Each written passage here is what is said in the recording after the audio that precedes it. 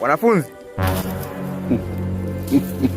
Bwana, usiku wa jana nimeoteshwa ndoto inayofanana na baba wa imani Ibrahim. Bwana, ni ndoto gani hiyo? Nimeoteshwa nimchinje mwanafunzi mmoja kama sadaka kati yenu. Bwana, ni mwanafunzi gani huyo? Tumchinje. Sema haraka haraka nikakunolee mbeto wako. Bila shaka hatakuwa ni bwana mdogo Chingili.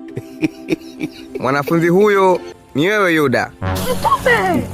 Bwana, kwa nini mimi? Watu kibao wamenenepa hapa hekaluni, mkachinje hivi vimifupa?